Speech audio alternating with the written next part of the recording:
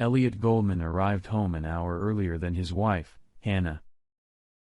He took a beer out of the refrigerator and sat down to rest. He noticed one of his wife's women's magazines on the coffee table. The main article on the cover was 10 Ways to Know Your Spouse is Cheating. Normally, Elliot would have ignored or even laughed at such a title. However, in the last month or so, he felt a change in power. His marital hitch. He read the article and immediately rebuked himself for trusting such lists, yet the seed of doubt about his wife's behavior after 6 years of marriage was sown. A few days later, one of his coworkers came to see him after lunch. "Hey, Al, I don't know if it's true or not, but I saw your wife at lunch with a guy. She works with several men. I guess not unusual for her to have lunch with one of them from time to time, but does she and the guy usually hold hands, pet each other and hug?" He pulled out his phone and showed Elliot. After watching the video for a couple of minutes, Elliot remarked, "They do look very cozy, don't they?" "Did you happen to hear what they were talking about?" "No. I was too far away. I know they were smiling and laughing and looking at each other lovingly." "Did you see where they went afterwards?" "No. By the time I paid the bill, they were gone." "Well, that's probably nothing, but I need to talk to Hannah. Send me the video." That night, Elliot got home just before Hannah. "Hey, big guy. How was your day?" Interesting. How about your day? Anything special?" "Same old. Same old. How long is your lunch break? Why do you want to know? Are you planning on surprising me and taking me to lunch one day?" "That would be great.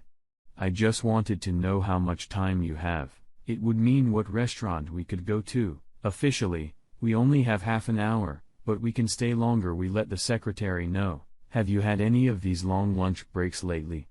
Do these questions make sense?" "Okay. Spit it out. Why are you really asking these questions?" Elliot pulled out his phone and showed Hannah the video. Hannah replied, "So what? It looks like you're really friends with this person." Hannah laughed. "You mean because he's affectionate? You were both affectionate. That's so sweet." "What are you talking about?" Elliot was starting to get angry. "It's so sweet. You're jealous. You're jealous of Spencer, the gay guy. We touch each other like I touch all my girlfriends. Believe me, there's nothing romantic about our touching. I guess I should be flattered that you're jealous. It means you value our marriage if you're upset about a possible rival." Hannah smiled broadly. "Al, remember appearances can be deceiving." "Well, I can't say he's gay. If you really want to know, talk to everyone I work with, or better yet, check out Spencer's Facebook page. He doesn't hide his gender preference." Facebook. Elliot did check, and the guy's Facebook page said he was gay and in a relationship, a homosexual relationship. Elliot was ashamed that he had doubted Hannah.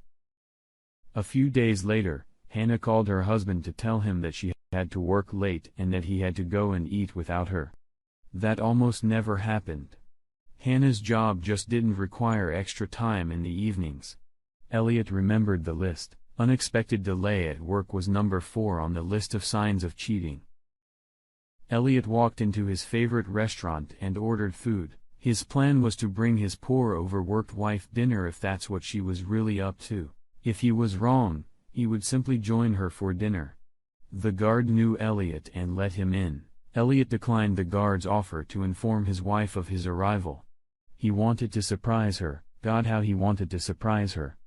As he approached her office, he heard 2 voices, one male and one female. Stepping quietly, he stood at her door and listened.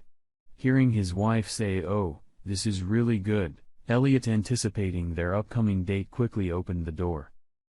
Hannah and the man she was working with were standing over the text desk looking at a large sketch of an organizational chart. They were both fully dressed and nothing seemed out of place. "Elliot, this is a surprise. What are you doing here?"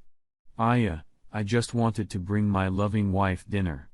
"That's so sweet. You brought dinner for Jimmy too?" Trying to think quickly, Elliot answered. "There are 2 dinners, so you've already eaten?" "Yes. I've already eaten." "Well, I gotta get home. I'll see you at home. Sorry to barge in. Jimmy, I'd like to see my husband off. I'll be back in a second. They headed for the elevator. As soon as the door closed, Hannah got angry. I'm sorry, but I don't believe in good husband. You've never done anything like this before. Walk into my office without even knocking. If this has anything to do with your stupid jealousy again, we could have a problem. We'll talk when I get home.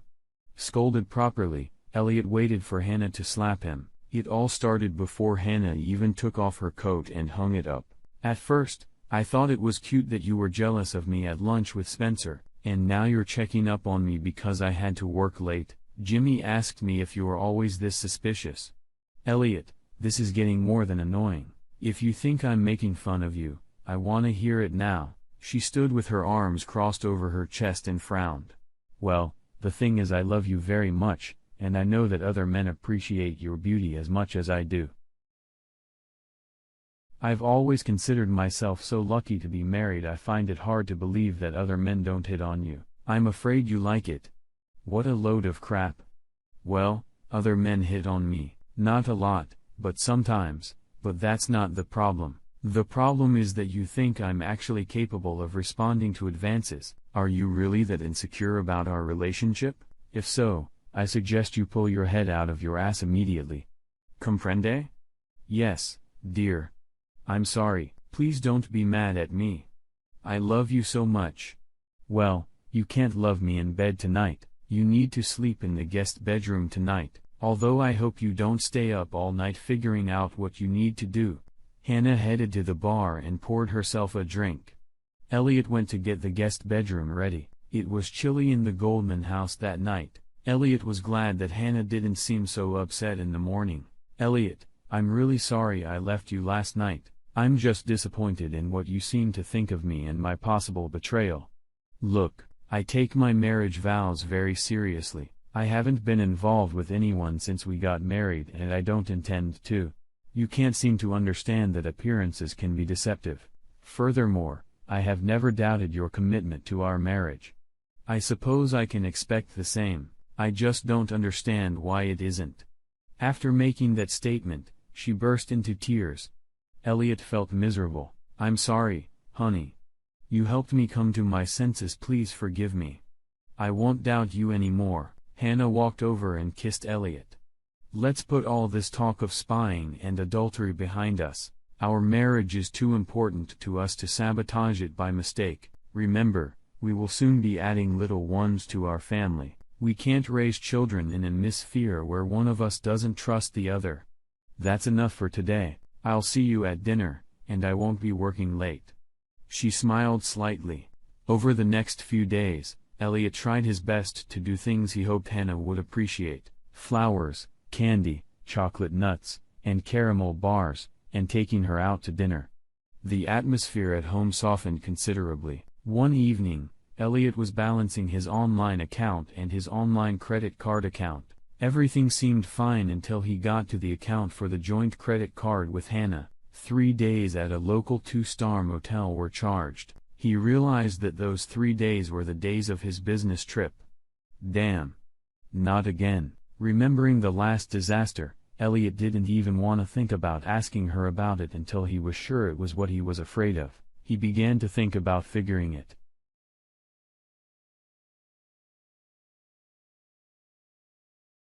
Elliot went to the hotel and asked the porter if he had been on duty those 3 days. He then asked if the hotel still had security footage from that period. It did. For $250, he saw the footage. Finally, after a quick rewind of the tape showed Hannah opening the door to a room. With her was a man dressed casually. They entered. This was a couple hours before Hannah left. Although Hannah never seemed to stay overnight, she did make several visits of varying lengths over the course of 3 days. The guy came and went several times alone, usually carrying food. Elliot got a copy of the recording. Elliot ran through every possible scenario that could suggest Hannah's visits to the motel were for a legitimate purpose. He couldn't envision anything but what he feared most. Was it time to meet Hannah again? Not if he wanted to keep his balls. Elliot needed more proof. He talked to his lawyer. By the time he left his office, he had a divorce petition in the works, and a private detective under contract. The detective hid cameras and tape recorders in the house, and Elliot hid one in Hannah's car. For weeks, daily video searches and recordings yielded no unusual results until the digital recorder in the car recorded part of Hannah's candid conversation. "Hey, Craig. Can I talk to you for a second? I'm in the car on my way to work." "Okay. Me too. Are you ready to talk about our little adventure at the hotel?" "Yeah, it was one of the most exciting things I've ever done, so you don't have a problem with what we did?" "Not really. I just wish we weren't so secretive. You know, we can't talk about it in the office. You never know who might overhear." "Well, you could always tell your husband." "Oh, yeah. Sure, like he'd understand why I'd wanna do that." "Do you think we could ever do something like that again?" "I don't know. We'll have to pick the right time. I don't want to explain what we're doing. The possible consequences are too horrible." "Okay. I'll wait. It's worth it." "Okay, but next time you'll pay for the room." They both chuckled and the conversation ended. Elliot was seething with anger. Let's see what the bitch had to say about this. Copies of the video and recording were sent to his attorney. The divorce petition was to be accompanied by a copy of the prenuptial agreement. The adultery she committed would leave her with what she brought to the marriage. Elliot would tell the lawyer when to pull the trigger. Hannah took off her coat and tossed her purse on the couch. Elliot sat at the kitchen table drinking a beer. His laptop was in front of him, but was turned toward the living room.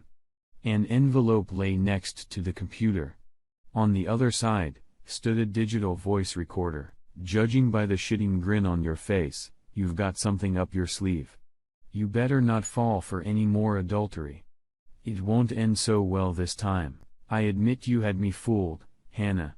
I have proof this time. This should be good. Show me this so-called proof." Elliot scrolled through a video of the hotel room Hannah went in and out of, sometimes spending over an hour there. "That's it. Before I say anything, what else do you have?" Elliot scrolled through the tape of the conversation in the car. His confidence was waning given Hannah's smug attitude. Hearing the recording of the call, Hannah smiled. "This is going to cost you big time, asshole. First of all, the video. I agree that it shows me going in and out of a hotel room with a man. His name is David. What you don't see is that his sick wife is in the room. Don't you remember that my office helped support the Fairview homeless shelter? David and his wife used their time at the shelter just as they were starting to get back on their feet. The shelter agreed to pay for 1 week in a motel. They needed more time. Craig and I decided to help them even though we weren't going to. I paid for 3 more days before they got into an apartment under the care of the mental health center staff. David's wife is ex-military, physically disabled and suffering from PTSD. I spent some time in the room talking to them about where they were moving to and the job prospects for David. I tried to support them and cheer them up. The reason Craig and I were secretive was that we could lose our volunteer positions because we went against agency policy. If the agency made exceptions to their rule on length of support, everyone else would expect it too. They don't have the budget for it. If our company found out that we had been ousted by an agency for which they are major contributors, it could have a negative impact on our work. I don't think they would fire us, but it could affect our future raises and promotions. The conversation with Craig is easy to understand now knowing what the secret was. Scroll through the tape again. See if you hear anything in our conversation that specifically mentions sex or cheating on our spouses. You'll hear that you took our conversation about our secret act of kindness and turned it into something sinister. You just had to make some assumptions. But can't we talk about this without yelling? No. You don't deserve any respect after what you did. You say you love me, but you don't trust me. I'm not sure I can stay married to a man who doesn't trust me. Are those divorce papers in front of you? Yeah. But I don't have to. Shut up. You can shove those papers up your ass. After your last attack of mistrust, I wondered what I would do if you didn't trust me again. I've come to the conclusion that just leaving you won't be enough.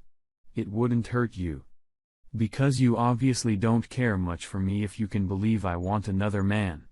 I realized something else. You're the one who's had a new wife in the last few years. You're the one, Hannah, I swear to God, I've never touched another man. Oh, spare me the theatrics, I'm sick of your sanctimony. I wasn't talking about another human woman. I was talking about business. You're so consumed with growing the business and preparing to take over in a few years, that the business has become your wife. I guess if you could fuck her, you wouldn't need me at all. Elliot was silent. That's what you'll do if you want us to stay married. Mind you, I don't care what you decide. I will, however, agree to stay married. Part of my reasoning will be that I will enjoy getting revenge on you every day until I am satisfied. The other reason I will stay married is that I would just as quickly be rid of all confusion, hassle, and wasted money on lawyers that can come with a nasty divorce. And believe me, if I decide to get a divorce, it will be ugly. Honey, I'll do anything to save our marriage. Tell me what I can do. Please give me a chance. Damn you. You've made me lose my train of thought. Oh, yes. The divorce petition. Have your lawyer destroy the divorce petition and rewrite the prenup instead. The first thing is to get rid of the part about if either party can prove that the other has committed adultery, and then add the part about me getting 25% of your business and 60% of your assets and alimony of $5,000 a month for 5 years. Regardless of who initiates the divorce and regardless of the ground. If that sounds harsh, well, hard crap. I have to do something that will scare you enough to stop these fraudulent accusations of cheating. I want you to think long and hard about what it will cost if you persist in not trusting me. And that's not all. If I ever hear, see, or even feel you checking out my cheating, I will castrate you. This signs of cheating crap stops right here right now. What I said are the terms on which we can stay married. Call me when you decide. Hannah left the house and drove away. Elliot was desperate. Why can't I learn? I'm such a fool. I should have trusted her. What will happen to my trust in her? Maybe she's right about me focusing more on the business and not on her. I really don't want a divorce. Maybe I don't deserve her. At least I get to kiss her ass for as long as it takes. I guess I'm lucky she's giving me a second chance. He called his lawyer and told him to drop the divorce and renegotiate the prenup instead. His lawyer protested vigorously, but to no avail. The next day, Elliot got a call from a private investigator. You still want me to look after your wife? No. Just send me the last bill. I can't right now. I have to see how long it takes me to remove all the cameras and recorders, but you could save money by taking them down and returning them to me yourself. That would help me since the catch the adulterer business is really booming right now. You know what they say? Blessed are the crooks because they keep private investigators in business. He grinned. Of course, I can do that. Elliot left work early in case Hannah came home. He took down all the cameras, which wasn't an easy task. Some were in high places, and he strained his back as he searched. When he reached for the recorder in the kitchen cabinet next to the house phone, he accidentally pushed it even deeper. Trying to reach out and reach for the tape recorder strained his back even more. He barely made it to the chiropractor in time. Fortunately, the chiropractor was able to provide assistance. He was given muscle relaxants and told not to strain his back for a month or so. Elliot had a new prenup ready to go. He was about to call Hannah to sign when the private investigator called. Hey, kid, I thought you already handed me the gear. I need it as soon as possible.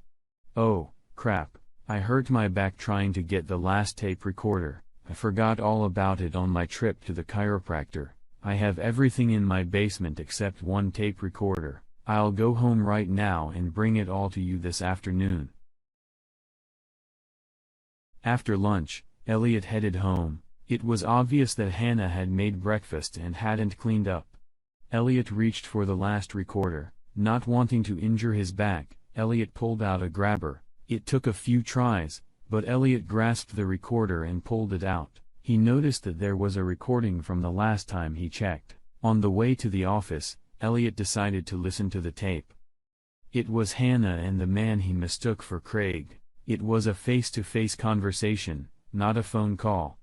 They were together in the living room, he assumed. He heard Hannah offer, "Do you want to have a drink first?" "Yeah, we've got plenty of time, haven't we?" "Yes." "Well, my husband won't be home for a few more hours, but I have to be back at work by 2 o'clock. Did he say anything about a prenup?" "He said it'll be ready any day now. I can't wait to file for divorce and be a single woman again, a rich single woman."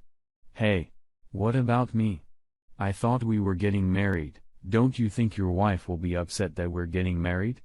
"It's okay. I'm just waiting for the right time. I don't want to be completely impoverished because of her, but your sweetheart's about to get obscenely rich. Don't you think I won't take care of you?" "But you don't have any money yet, do you?" "Great. Another man who doesn't believe in me," Hannah laughed. "I have to admit you handled that flawlessly. Magazine article on the coffee table, yay lunch. God, I had to put up with that fruit for 3 lunches before that damn friend of Elliot finally saw us. I was afraid I'd have to fuck Spencer on the table to get his attention, then evening work with Jimmy. Good thing, Elliot showed up on time. Jimmy was upset that he had to stay late at work for something that could obviously be done during the day in 15 minutes. How did you know about the cameras and recorders? I just assumed that his lawyer would recommend it. I looked for a couple days before I found them in the house and one recording device in the car. I just checked. They're all off now. The best part is the motel charge and the fake phone call. I'm glad you gave me the script. I think I would have ruined it if I had to improvise. I had to choose my words carefully so they could be interpreted in 2 ways. It worked perfectly. Everything worked perfectly. You're so smart. It's scary. Well, there was one trap that didn't work. Did you forget about the marks on my panties? I was hoping he'd find them and accuse me of cheating. Then I'd make him take a test where he'd find out it was just mayonnaise. It would be fun to attack him for being jealous of mayonnaise. Do we really have to wait for real sex yet? I'm very horny, you know. I wanted to be very careful not to have sex in case Elliot got lucky and discovered us. Still, I think we're safe now. There's no way Elliot will spy on me again. Even if he suspects something, he'll be too scared to do anything about it. That's the beauty of my plan. Since he won't be checking up on me, we can have sex without worrying too much. I'm more than ready for today. This is the first time we've had more than an hour. Just think. Soon, we can fuck all day and all night as much as we want, and we can do it in Hawaii, Rio, Bermuda, or the penthouse of the Hyatt Hotel. I'll still keep our current sex life with my wife on a slow burn to be safe. We are too close to explode right now. Tell me again, how long do you have to wait before you divorce her? It'll be a couple years before she turns 30 and inherits her grandfather's share of the business. He'll pay us a fortune, 7 to 8 figures, to get back the 25% of his business that I'll get in the divorce. He would never give up that much control. Don't worry, baby, we can have sex, but only when the time is right and Elliot can't catch us. 2 years? I don't know if I can take it that long. Honey, we've accomplished what we've accomplished by being smart and careful.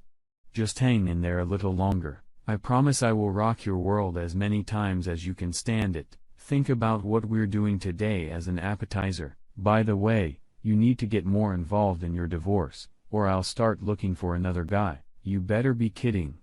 I'm good. I'm gonna go see a lawyer soon and get started. I guess I really don't have to worry about what I'm getting out of my marriage as long as I'm with you. So time for the bedroom? No. I don't wanna mess with new sheets. Let's do it on the carpet. It'll look dirtier and more interesting and easier to clean. I bet I could get undressed faster than you. I heard a rustle around me. The worst part was what she said. I can feel you so much better than my weak husband. Take me harder, baby. Fuck me harder. Elliot was almost catatonic. After regaining consciousness, he went back to his office. He called his detective and said he wanted to buy the remaining tape recorder. The rest of the gear would be returned. He called his attorney, who was happy to go back on the divorce decree and forget about the new prenup. Elliot told Hannah that there was a problem. His lawyer had quit because he thought a new prenup was not in Elliot's best interest. He promised her that he had a new lawyer who only cared about getting paid. The new prenup is due in about a week. In the meantime, Elliot took care of business. 10 days later, Elliot asked Hannah to meet him at his home. Hannah was shocked to see a replay of the last scene at the house. Elliot, a laptop, a tape recorder, and an envelope lay on the kitchen table. Once again, Elliot had just swallowed, the canary expression on his face. This better not be a repeat of what happened last time. I'm going to get the sharpest knife we have. You should have said, show me the proof. Hannah had an uneasy feeling. She rummaged through her memory trying to find some proof. She couldn't think of anything. Okay, Sherlock. What have you got? First, Elliot scrolled through the tape of her conversation with Craig. But all the recording devices had been confiscated. She started to panic. It's illegal to record private conversations. You can't use it in court. Elliot then turned on the video on his computer. It was Craig. Craig confessed to everything, saying it was Hannah's idea. He's lying. You must have bribed him or threatened to tell his wife. I'll crucify you in court. In court, video and recordings were allowed as was not a criminal trial, and the crucified person was Hannah. The prenup was honored, and she left the marriage with what she went in with, just under $3,000. What's more, she owed her lawyer a huge debt, but the lawyer was out of luck. Hannah disappeared with the money and the car.